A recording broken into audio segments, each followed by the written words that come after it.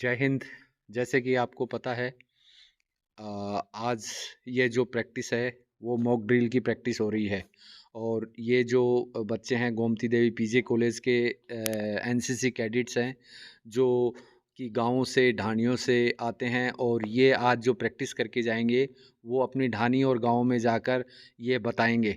जब mock drill की practice क्यों की जाती है और हमें क्यों ज़रूरी होता है। मॉक ड्रिल ये एयर अटैक से बचने के लिए हमें यह प्रैक्टिस की जाती है। और इसमें जैसे कि आपको पता है 3 सायरन बजेंगे। फर्स्ट सायरन होता है वो आपको अलर्ट करेगा, और जो सेकंड सायरन है उसमें आप अपना छुपाव हासिल करते हुए और अपना नीचे लेट जाना है और अपने कानों को बंद कर लेना है। और ये सेकंड विसल पे, और जो थर्ड विसल लगेगा उसमें आप सायरन फिर बजेगा। और विसल का मतलब है कि सायरन, और वो सायरन बजते ही आपने क्या करना है, आप कि मतलब अभी नॉर्मल हो गया है। तो आपको बताया 3 प्रकार के सायरन हैं, और ये तीनों प्रकार के सायरन बजेंगे। तो और आप लेटना किस लिए है? लेटना इसलिए है क्योंकि जो बम है या जो एयर अटैक का जो गोला है वो क्या है, एकदम 45 डिग्री की तरफ वो करता है। और आप अगर उस खड़े रहोगे तो आप उसकी रेंज में आओगे, अगर आप लेट जाओगे तो उसकी रेंज में नहीं आओगे और आप बच जाओगे।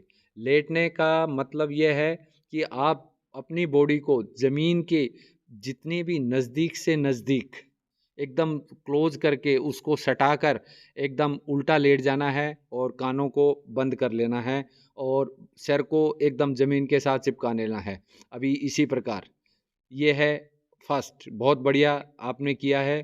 और अभी आप देख रहे हो, तो ये कार्रवाई आपने सभी को जाकर अपने गांव में, घर में सभी को बताना है। और इसी कार्रवाई को जैसे कहीं भी बाहर होते हो तो आप अपना छुपाव हासिल करते हुए नीचे लेट जाना है, और जो कान हैं उनमें कानों को बंद कर लेना है। और एकदम पूरा ये आप जो लेटे हुए हैं बहुत बढ़िया पोजीशन है। और अभी जैसे एयर अटैक हुआ, अभी आप जब तक लेटे रहें, जब तक आपको कोई अगला हुक्म नहीं मिले, आपको अगला आदेश न मिले, क्योंकि आप अगर ये करोगे तो आप सेफ रहोगे।